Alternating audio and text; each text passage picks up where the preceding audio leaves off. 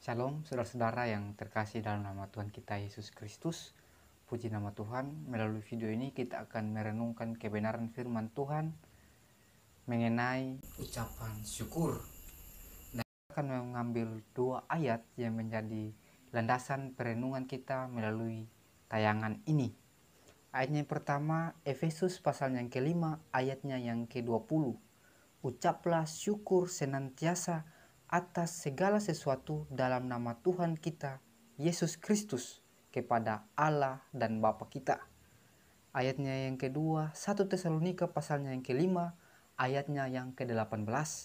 Mengucap syukurlah dalam segala hal, sebab itulah yang dikehendaki Allah di dalam Kristus Yesus bagi kamu. Kedua ayat ini mengajak kita sebagai orang percaya, kedua ayat ini mengajak kita sebagai orang Kristen seharusnya terus mengucap syukur. Mengucap syukurlah senantiasa dalam segala hal, karena itulah yang dikehendaki Allah. Di situ dikatakan mengucap syukurlah senantiasa. Senantiasa berbicara tentang aspek waktu, pagi, siang, sore, malam, waktu kita menabur, waktu kita menuai, waktu kita tertawa, waktu kita menangis, waktu kita muda, waktu kita tua. Mengucap syukurlah. Alkitab sendiri mengatakan kepada kita, hendaklah kamu mengucap syukur.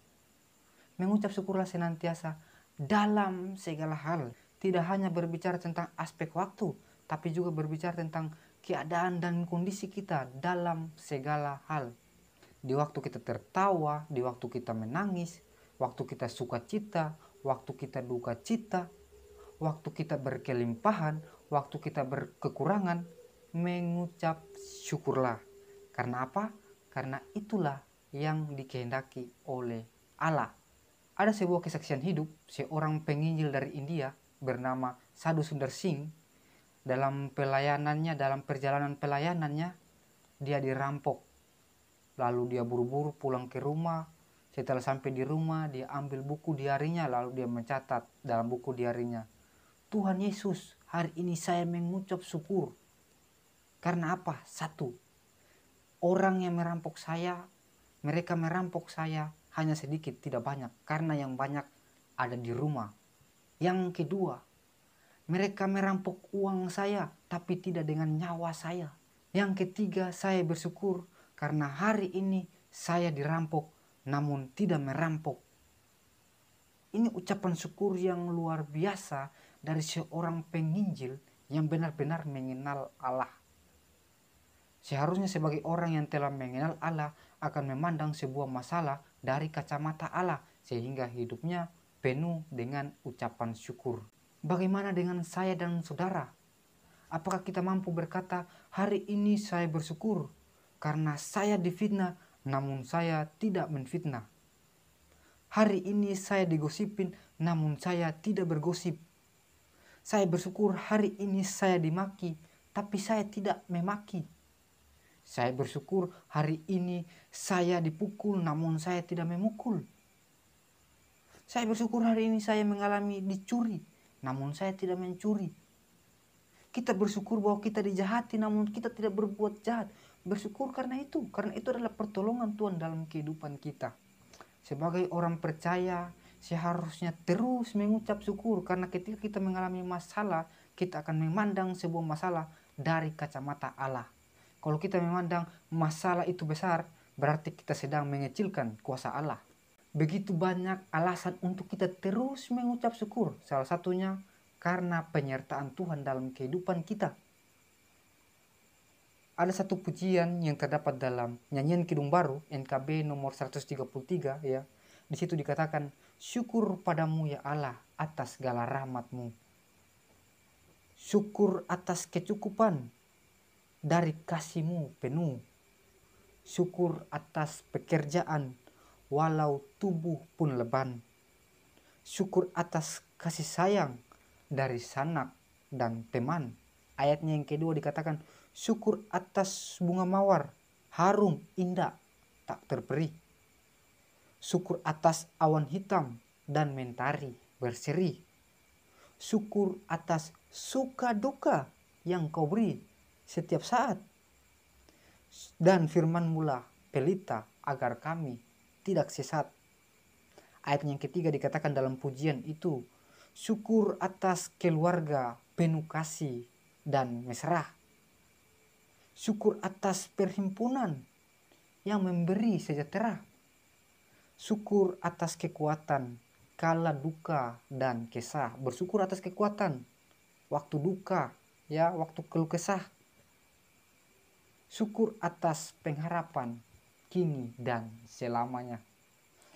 Dalam pujian ini begitu banyak alasan untuk kita terus mengucap syukur, dan ini hanyalah sebagian kecil dan masih banyak sebagian besar yang terutama kita masih ada dalam penyertaan Tuhan walaupun di tengah pandemi COVID-19 saat ini. Hidup orang Kristen seharusnya melekat dengan ucapan syukur. Karena Kidung Jemaat nomor 450 mengatakan hidup kita yang benar haruslah mengucap syukur. Hidup kita yang benar haruslah mengucap syukur. Dalam Kristus bergemar, janganlah terkebur. Dalam susah pun senang, dalam segala hal. Dikatakan dalam susah pun senang, dalam segala hal. Aku bermazmur dan ucap syukur. Kenapa kita bermazmur dan ucap syukur? Itu kehendaknya.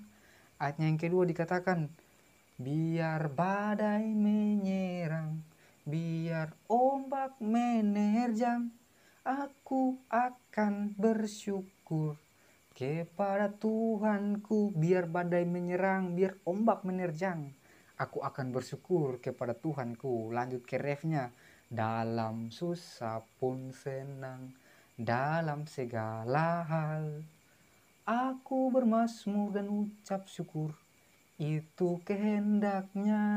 Ayat yang ketiga, apa arti hidupmu? Bukankah ungkapan syukur? Apa arti hidupmu? Bukankah ucapan syukur?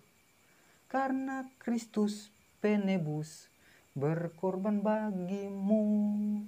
Dalam susah pun senang, dalam segala hal, aku bermazmur dan ucap syukur, itu kehendaknya. Ayat yang keempat dikatakan, bertekun dan bersyukurlah hingga suaranya kau dengar. Sungguh indah anakku ungkapan syukurmu. Begitu juga dengan ayatnya yang kelima dalam pujian itu dikatakan, Tuhan Yesus tolonglah sempurnakan syukurku. Roh Kudus berkuasalah di dalam hidupku. Dalam Kidung Jemaat nomor 450 ini dikatakan, hidup kita yang benar haruslah mengucap syukur. Bahkan dalam refnya dikatakan, dalam susah pun senang, dalam segala hal aku bermazmur dan ucap syukur. Karena apa? Karena itu kehendaknya. Melalui video ini sebagai orang percaya, sebagai saudara seiman, saya mau mengingatkan bahwa sebagai orang yang benar di hadapan Allah, seharusnya melekat dengan ucapan syukur. Karena ketika kita mengalami masalah, kita akan memandang masalah itu dari kacamata Allah. Mengucap syukurlah senantiasa dalam segala hal, karena itulah kehendak Allah di dalam diri saya dan saudara. Tuhan Yesus memberkati.